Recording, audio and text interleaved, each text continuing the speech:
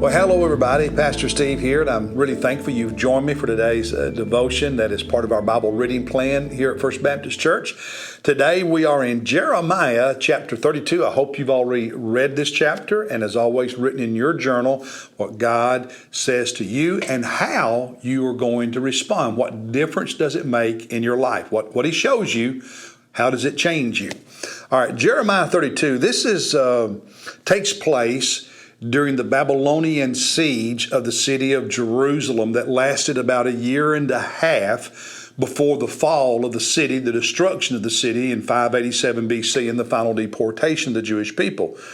And in the midst of that siege, Jeremiah in this chapter, through his action, if you will, and his words, shares a message of hope in the middle of what was a very bleak moment in Jerusalem's history.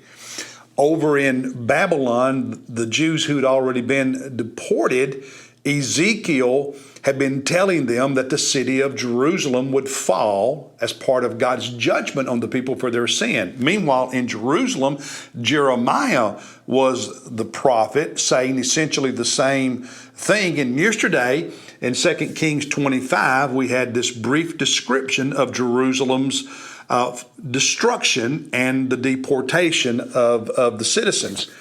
Today, Jeremiah, who's been in Jerusalem and Judea through all of this, been preaching for a few decades now, gives them a message of a hope. He's under arrest for preaching, a message that the king and others didn't like because he said, God's judging you for your sin. You need to surrender.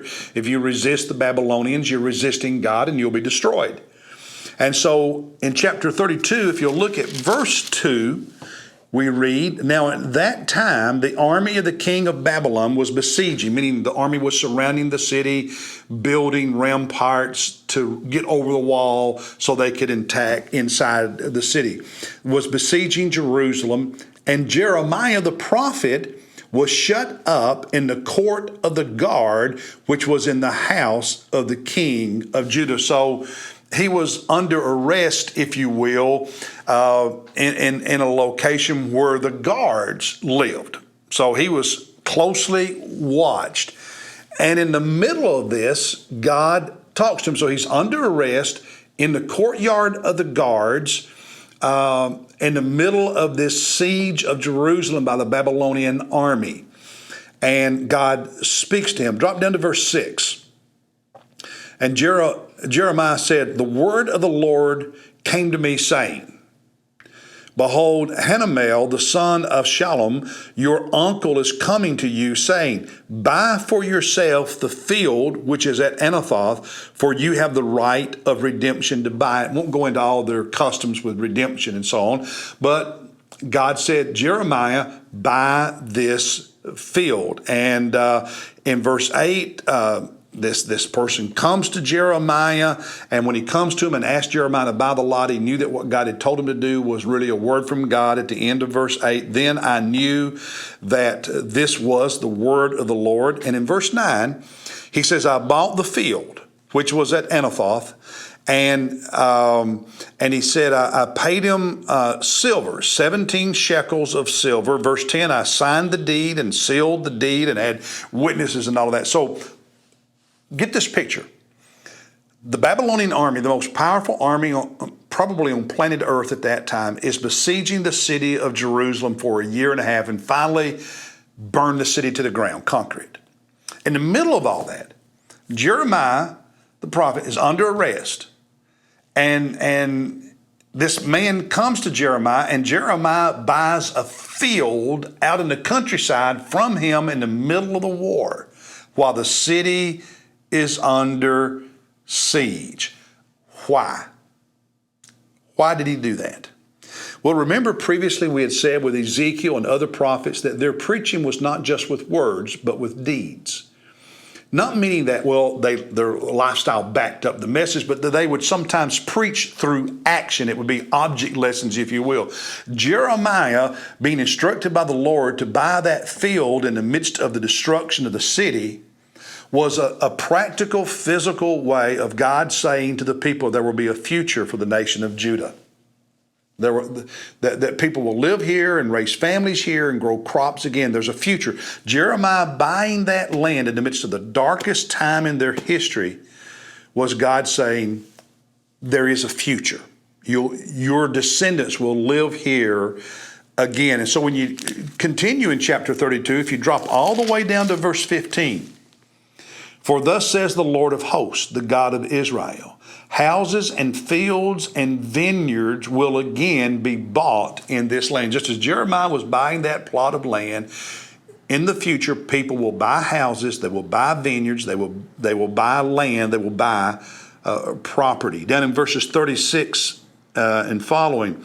Now, therefore, thus says the Lord God of Israel concerning the city of which you say, it is given into the hand of the king of Babylon by sword, by famine and pestilence. God had been saying that Babylon would capture Jerusalem and people would die by sword, they would die by famine or starvation, they would die by pestilence, the disease that comes with poverty and war and famine. Verse 37, but behold, that's not the whole story. Behold, verse 37, I will gather them out of all the lands to which I have driven them in my anger. God's anger and judgment drove them into deportation to Babylon and other places, but God's going to bring them back. At the end of verse 37, and I will bring them back to this place and make them dwell in safety, and they shall be my people, and I will be their God.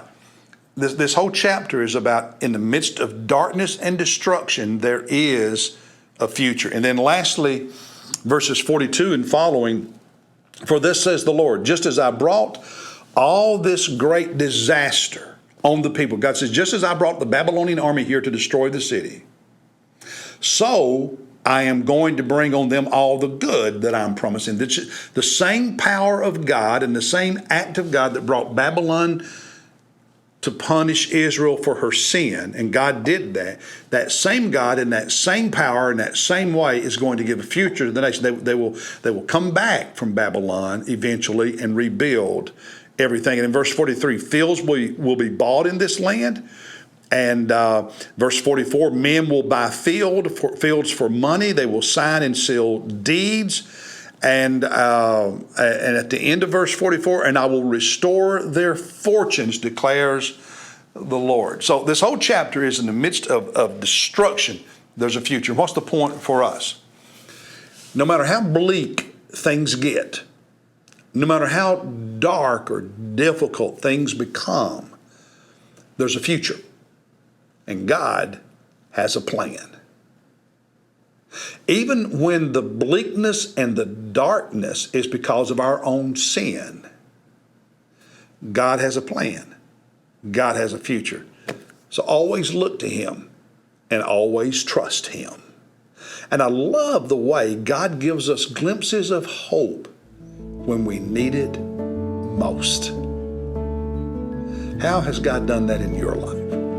God bless you, and I'll see you tomorrow as we look at Jeremiah 36.